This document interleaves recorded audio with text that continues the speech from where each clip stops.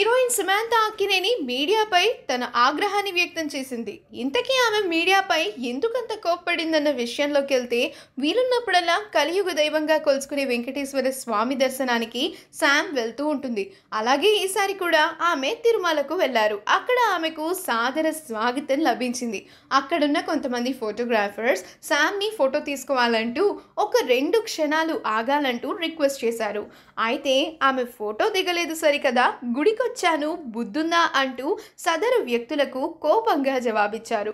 అయితే Sam media పర్సన్స్కు అలా సమాధానం చెప్పిందా, లేక బయట మరింకెవరికైనా అలా చెప్పిందా అని మాత్రం క్లారిటీ లేదు. కానీ శామ్ బుద్ధుందా అన్న వీడియో మాత్రం నెట్టింట తెగ వైరల్ అవుతోంది.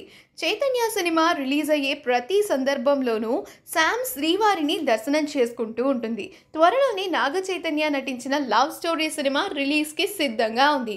ఈ కారణంతోనే ఆమె తిరుమలకి వచ్చిందా, లేక తమిళులు ఎంతో నిష్టగా జరుపుకునే పురాటాసి నెలలో తొలి శనివారం కాబట్టి తిరుమలకు వచ్చిందా అనేది తెలియడం లేదు.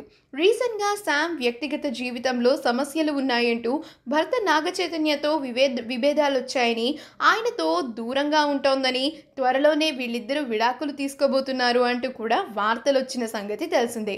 ఈ నేపథ్యంలో శామ్ మీడియాకి వీలైనంత దూరంగా ఉంటోంది. తమ వివాహ బంధం గురించి మీడియాలో వస్తున్న వార్తలపై ఆమె అసలు స్పందించడం లేదు. సమయం వచ్చినప్పుడే స్పందిస్తానని చెప్తోంది.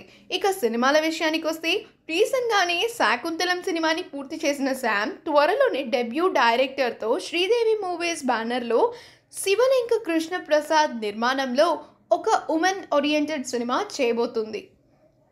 ఈ వీడియో కనుక మీకు నచ్చినట్లయితే మీ అభిప్రాయాన్ని కమెంట్స్ ద్వారా మాకు తెలియచేయండి. మా ఛానల్ని సబ్స్క్రైబ్ చేయడం మర్చిపోకండి.